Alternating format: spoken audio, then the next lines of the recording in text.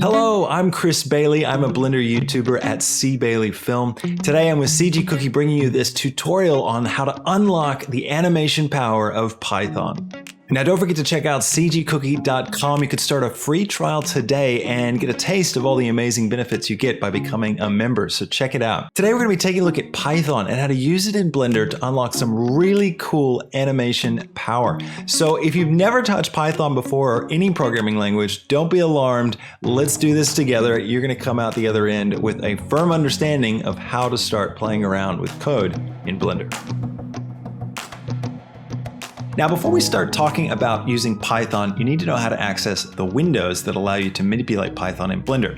If you come up to the top tab here to scripting, it's going to open up all the windows that you need. You can also find them in the drop-down menu under scripting. You've got the text editor, the Python console, and the info panel. The other one that you need sometimes is under window, toggle system console. This will open up your system console window, which will show you any error messages that you get if you have a problem in your code. The text editor allows you to write programs that you can save externally and import into other projects. The console allows you to play with Python. It's like a sandbox where you can experiment with Python in Blender. The info panel shows you the commands that Blender is executing whenever you do something in the 3D viewport or anywhere else in Blender. Now, in order to get started, you need to understand the very first, most important line of code you would ever need to enter, and that's import BPY. If you go to templates, Python, you'll see all these different Python templates that Blender has already inside. And if I open any of these up, they all start with this line, import BPY. What does that mean? What does import BPY mean? Well, in Python, like any computer language, you're using libraries of commands that have been written down by somebody else and saved away. And so in this case, BPY is the name of the file where all that code is saved. So when we say import, that's a special term in Python, which basically says, look, we're going to be using the commands in the file BPY. Now, another thing that's important is how Python accesses the commands within BPY.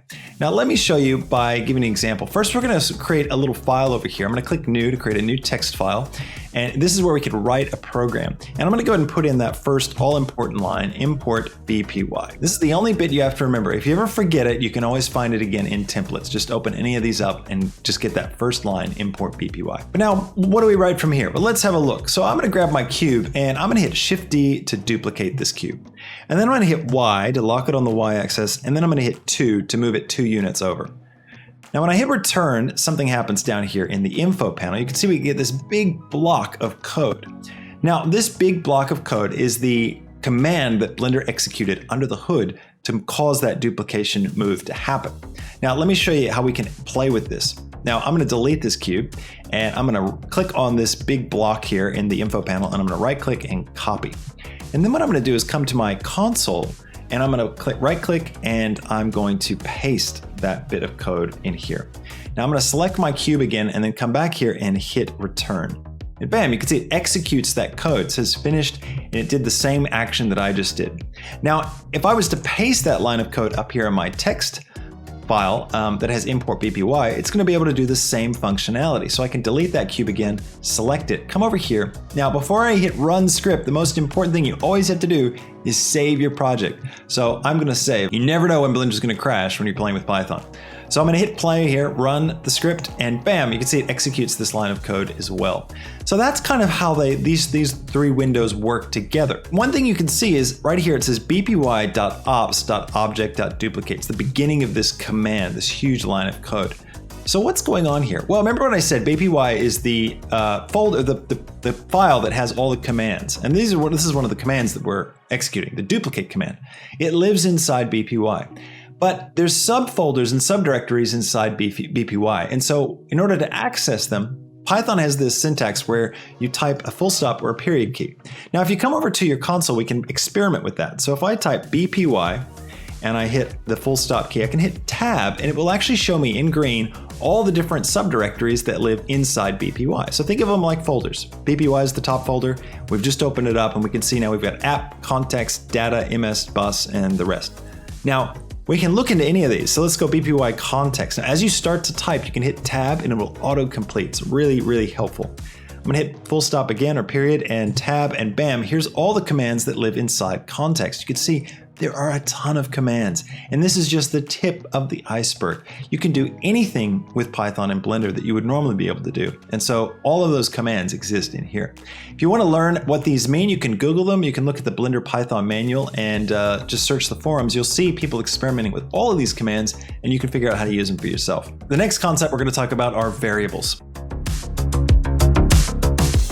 A variable is just a container that a label that you can come up with that you can put anything inside of in Python. So let's do one. I'm going to create a simple variable. I'll call it X. You can call it whatever you want. As long as the variable name isn't the same as a command that Blender uses, it won't get confused. So you can call this whatever you want.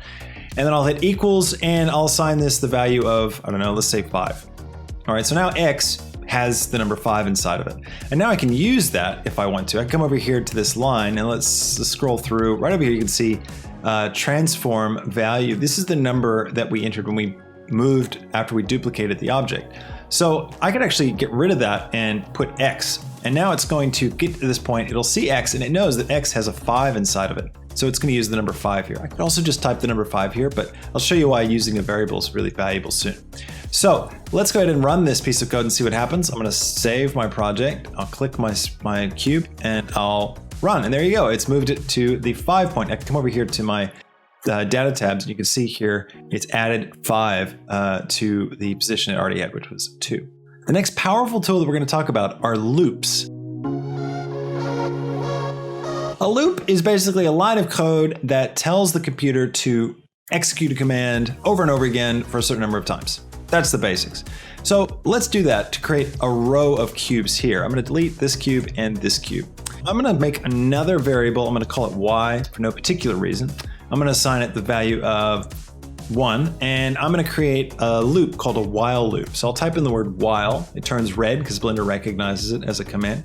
And then I'm going to type in, let's see, Y, and I'm going to say is less than 10, and then a colon. So what I'm saying is execute this loop, do whatever the commands are inside this loop until the variable Y is as long as the variable y is less than 10. Now, what's really important with loops in Python is that you need to indent whatever lives inside that loop. So indentation is very important in Python. That's how you communicate to the program what to do and what not to do. So every line of code that's indented this one time is going to be executed within this loop. And then as soon as we exit that indent, it knows that, okay, this doesn't pertain to the loop anymore. So we're going to go through this 10 times and we're going to execute this thing. And I'm going to make x2 because I want to move the object 2 units over every time I duplicate, because this cube is 2 units wide and that will move it so they're all flush. All right, now what we need to do is add in something to increase the value of y every time it runs through this loop. Otherwise, it's going to get stuck forever because y is always going to be 1. So we'll continue to run this loop and Blender is going to crash. So what we can do is come down here to the next line, indent in, and go y equals y plus 1. This means every time we hit this line, it's going to add 1 to y. So y will be 2. And then we do it again, y will be 3, 4, 5. It'll keep going up until it's 10 or greater, and then it'll exit this loop. Now, there's a quicker way to write this. You don't have to do y equals y plus 1. You can type y plus equals 1, and that's the same thing in Python. So that's just a shorthand for saying add 1 to itself. This is all we need. You might think, why aren't we increasing x as well each time? And that's only because every time you run the duplicate command, the object that was duplicated is actually the one that's selected. So this command's always executed on the selected object. And since our object is always 2 units over every time we duplicate it, we don't have to increase x. We need to keep x as 2, and it'll just keep making new cubes. It'll run through 10 times and we'll have a nice row. So let's check this out. I'm going to save my project file. I'm going to come here with the cube selected, and I'm going to come over and hit run script. And bam, there you go. It's going to execute 10 times and we create 10 cubes. We can take this even further and make some really cool animation with it. So let's take this up a notch. The next thing we're going to talk about are arrays. So So what's an array? An array is basically a variable that contains a couple of different values instead of just one. So I'll show you how to make one. I'll just type down here in my console. Now, one thing that's important I haven't mentioned yet is make sure your mouse is over whatever window you want to be typing in. It won't work if your mouse is over here and you start typing for your text. It's going to think you're doing commands for the main window over here. So just bear that in mind. I'm going to bring my mouse over here and I'm going to type in x equals, and then I'll do the square brackets, and then I'll type in the number 5, comma, the number 0, comma, and then I'll do a quotation mark and I'll write the word fish. All right, so I've made an array with 3 different values. Now, how do you access those values? Well, the syntax is you type the variable name and then you do the square brackets, and inside the square brackets, you say which drawer, as in essence, to access. So which, if we think of an array as a cabinet with several different drawers, and each of the drawers are labeled. So the first one is labeled drawer 0. It always starts with 0. The next one is 1, and the next one's 2. So in this case, we've got 3 drawers, 3 variables. So they're accessed by asking for either drawer 0, 1, or 2. So if I ask for drawer 0 and close my square bracket and hit enter, you'll see I get the number 5, which is the first variable I put in. So I could do, let's try drawer 2. There you go, we get fish. So that's how we can access the elements inside an array. It's with the square bracket. Let's start a new script here. I'm going to click the little double paper icon to create a new text file. I'm going to type in import BPY. And what I'm going to do is I'm actually going to create a new collection. So I'm going to come over here and click on a new collection. I'll call this collection cubes. And you can see I've created a grid of 10 by 10 cubes. So I've got 100 cubes here. So I'm going to go ahead and select all of my cubes. So I'll grab all these cubes and I'll grab them and I'll put them in the cubes collection, and then I'll just collapse it down so it's a bit cleaner. I can access any kind of object in my scene, and there's a lot of different ways to do it. One of the easiest ways is to access by collection. So I've made this new collection. I want to select all the cubes in this collection and make an array that contains all the cubes so that I can do stuff with them. Let's play around here in the sandbox for a minute and see what that looks like. Let's type in bpy.data.collections. Collections is all the different collections that live in my scene. So we can access those. It's basically an array of the different collections. So I can have a look at what they are. I can type in 0 here. Oops, my mouse was in the wrong spot. So 0 and then square bracket. And it tells me the name of what's the first collection in my scene. It's called collection, and there it is. That's the one that's called collection. If I hit the up arrow on my keyboard in the console, it brings back the last command I just typed. So I can come here and type a 1 and hit return, and it's called cubes. There it is, cubes. So that's the collection I want. Now I'm going to create a variable and assign this object to it, this collection to it, but I also want to get all the objects inside this collection. So how do we do that? I'm going to come up, I'll hit the up arrow again. So now I've got the cubes collection, and now I can hit the full stop key now that I've picked a collection, and I get all these different commands that I can use to access the stuff that's inside of it. And one of those is the word objects. You can see it right there. So I can type full stop and then objects.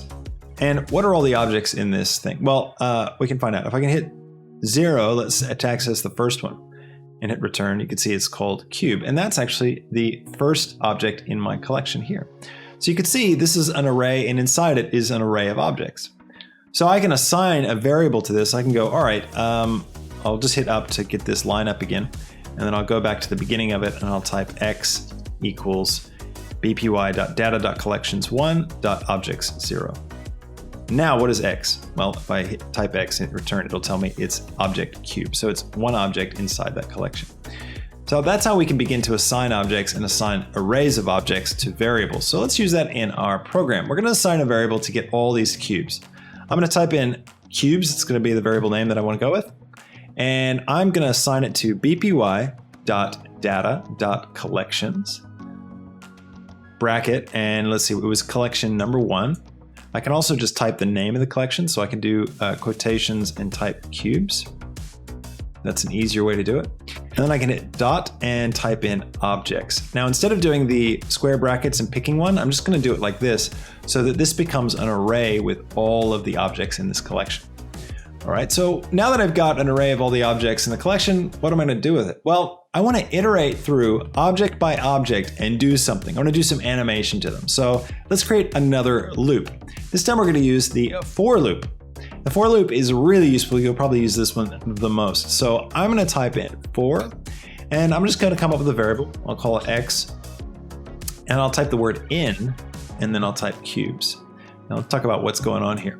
So the for loop can basically go through all the drawers of an array. So I said for x becomes a new variable.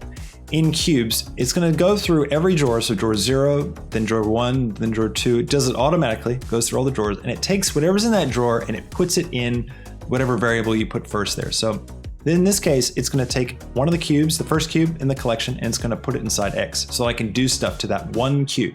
And then when this loop finishes, it'll go back, it'll go to the next drawer, and it'll put it in x again. So now x becomes the next object, and it runs through over and over again. It's really, really useful. Figure out, I want to move this object. I want to change its scale and to create some animation around that scale.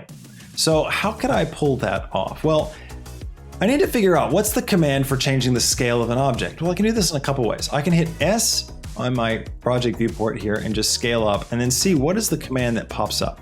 Well, I get bpy.ops.transform.resize, all this crazy stuff. And that's one way to do it. I can just copy this and paste it, but sometimes this is going to cause you problems. This is always going to be called on the selected object. So you need to make sure you select the object before you run this command. And it's just a bit cumbersome and it can be confusing and you can run into problems. It's way easier just to affect the object directly. So how do we do that? If we come over to the values here for cube, and we've got all the different things. We want to change the scale. Now, in order to get this tip, I have to tell you, come over here to edit, preferences, and you got to make sure that Python tooltips is turned on. Okay, so turn on Python tooltips. And then you come over to scale and you can hover over it and you get to see we have Python down at the bottom pops up. It says object.scale, and it also says bpy.data.objects cube.scale 0. So what does that mean? This is basically telling us what is the Python command to change the scale of an object. So I can come right here and I can type that in. So I'm going to go for object.scale. So I can type in x.scale. And what I can do now is I can set it to whatever I want. So scale is an array of 3 values. You can see we get 1, 2, and 3. So I can change all of them if I want. I can do comma, comma, comma, 1 like that. And that's going to set the scale to 1, 1, and 1 when this runs. And it's going to set it for all of the cubes in the program. I could maybe, let's change it to like 0.5 so that they all change to 0.5. All right, so let's run that and see what it looks like. I'm going to file, save, and then run. Bam, there you go. So it's scaled all the cubes in this collection down to 0.5. This is really cool, but we can do even more than this, all right? Let's add one more command. I want to add a keyframe. So how do I add a keyframe? So in order to figure out how to create a keyframe, I can come over here and copy this line of code, and I can paste it down here in my console. And now cubes is assigned to all these cubes. All these cubes are assigned to cubes. So now I can go cubes and I can just pick one. So let's say the first one, drawer 0. I can do dot and then hit tab. And I'm going to get a list of all the different commands. There's a lot of commands here. So maybe I could guess and say, all right, maybe setting a keyframe has something to do with key. So I'll hit tab again and bam, now it's going to isolate the commands that are relevant to this phrase. So you can see I've got keyframe delete, keyframe insert. Keyframe insert sounds really positive, so let's try that. I'm gonna go keyframe underscore insert. Now I get a block of text which tells me what I need to do to use this. In order to insert a keyframe, I need the data path, index, frame. It's got a bunch of different things. Now a lot of these are optional. You don't need to do all of them. So the best way is just to experiment and figure it out. So we're gonna come over here and I'm gonna say, I'm gonna insert, I'm gonna type in data path just like it tells me to. And equals, and a data path is basically location, scale, rotation. You have to type it out. So we want to use scale. So I'm going to go scale like that. So now I've got the data path of scale. Now you can figure what it is by coming over and hovering over it. And the data path is it's the same as whatever the Python command is. So object.scale, the data path is scale. You can also right click and you can copy data path. You can come over here and paste it. You can see upscale. So that's how I know to type in scale. Now I'm going to say, okay, what frame do I want this keyframe to be set? I'll say frame 1. So I'll go frame equals 1. And then I'll close that and hit return. And it says true. And now if I pull up my timeline, you can see that I now have a keyframe right here for the scale of my object. and it's 0.5. So that's really, really useful. So let's use that in our code here now. So I'm going to come over here and I'm going to type X, and I can type in keyframe underscore insert, and then I could say data path equals scale. And now I can set the frame. So now I've set a keyframe for the scale that's going to be 5, 5, and 5. And I'll do that for all of my objects. Let's say I want to start off with all of my cubes at 0. And I'll set a keyframe at frame 1. So they all are going to be 0. They'll be invisible. Now I can copy this line.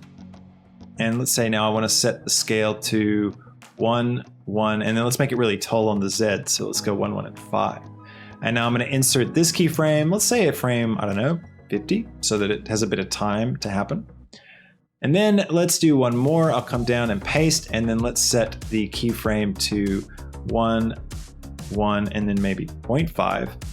And now let's set the frame to 70. And then one last one here, paste that in, and I'll just set them to 1, 1, and 1. And I'll set this frame to frame 80. I'm going to save my project, and I'm going to run this little bit of code. Boom. Now you can see something's changed, but what is it? Well, let's play back the animation. There you go. So now you can see we've got this cool animation. Now what happens if we want this to happen at a different rate? So maybe one of these at a time, because this is something you could do already in Blender. This isn't anything special. So we use Python, we might as well do something a little more complex. So let's try doing something more complex. But you know that it's going to run through one cube at a time, right? So each time it runs through this cube, why don't we change the value added to frame? So let's create a new variable. I'm going to call this variable, I don't know, offset, and I'll set it to 0 at the start. And I'm going to come over here and I will iterate offset and make it get bigger each time we run through this animation. And I'll come over here and I will add it to all these sections with the frame. So now each time it's going to come through and it'll set a keyframe for the cube at frame 1 plus whatever offset is. So the first cube will be at frame 0 or frame 1, and then frame 50, 70, and 80. But the second one will be at frame 2, frame 51, frame 71, and frame 81. So this animation will be offset now for each of these objects. So let's go ahead and select all the objects and let's delete the keyframes that we have in our scenes so that we don't end up with any weirdness. And I'll come back down, go to the first frame, and let's hit play. Actually save first and then play. Now you can see that the animation is offset for each of these based on that value. And now we're doing something that we couldn't have done normally in Blender. And this is where things really start to get exciting. So let's turn this into a cool animation that we can use. I'm going to take my cubes and I'll select all. I'll come over here and I'm going to add a wireframe modifier. Turn my thickness down a little bit. And I'm going to go ahead and in the main menu here, I'll type F3 and I'll type link modifiers. And I'll link this modifier to all of these objects. Now, whenever you have a bunch of objects selected and they all have the same modifier or the same constraint or anything that's the same about them all, you can hold down the Alt key and affect all of them at the same time. So I can change the thickness uniformly. Let's come over here and let's give a emission material to these guys. Give it kind of like a cool green color. And, or even better, let's say color, let's give it a texture coordinate. So I'm going to come to my shader editor and I'm going to add the texture coordinate node. And I'm going to say, let's use the window as vector coordinate as the color for the emission. I'm going to make my world black and I'm going to come to my render tabs, turn on bloom, and I'm going to come back over to my shader and I'm going to turn up the strength so they start to glow a little bit. Now I've got this really cool animation that's just playing through over and over again. And I can use this to now create any kind of animation I want. So These numbers are very powerful. I can create some interesting intricacies within this loop to create some really dynamic motion. And we don't have to just do scale. We can do location, we can do rotation, we can do all kinds of different frame things. We can turn these into variables and start doing bizarre math based on where they're positioned in 3D space. So we can access like the X location of an object and use that to divide the frame number, and you can get some really, really cool results. Now, another quick tip for you, sometimes you could run into an error if you're doing certain things in the console about the context being incorrect. So let me show you how to get around that real quick because you're bound to see it. Now here's a quick example. So each of these text letters are individual pieces of geometry, and I want to set the origin to be the bottom of each of them. So I want to use Python just to kind of speed that up. Let's say I've got a lot of letters and I want to do it quickly.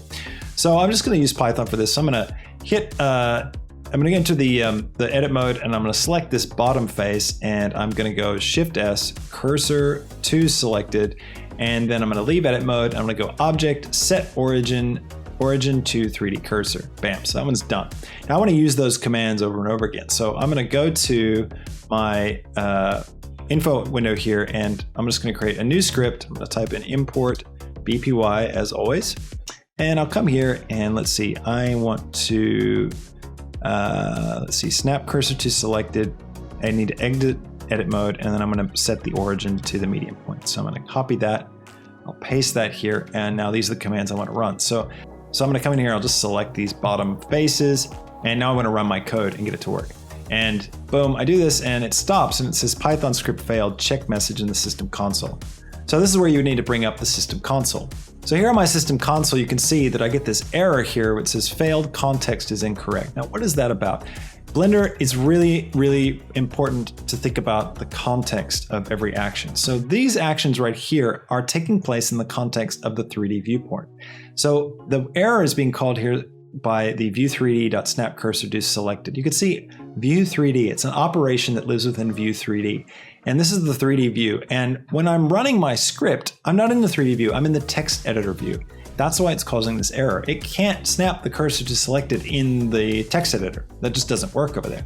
So simple workaround to get around this, if you're just smashing together some quick scripts to do some stuff fast, is just to come right here, and if you go up and you change the context, so actually we just do it over here, just go 3D viewport, set the context, you get this command here, bpy.context.area.ui type equals 3D view. If I copy this and I paste it as the first line here, and then I come here and let's get, what's it called when it's text editor? Okay, so there it is, I'll copy that. I'll put that last. Now what will happen is when I run this script, it's going to first turn this window into the 3D viewport, and then it's going to run these commands, and then it'll turn it back into the text editor. So if you ever run into that error, just try pasting that in. We could probably just paste it in between around this particular command because it's the one that's causing the problem. But now if I run the script with this selected, you can see, boom, it works. And now I can run through and do it for each of my objects really easily and get the origin at the base of all those letters. So that's a quick example of how to get around that if you run into that problem. Thanks again for watching. I hope you enjoyed this tutorial. If you did, hit that like button and don't forget to leave us a comment. Please subscribe to the channel and I will catch you in the next tutorial. See you later.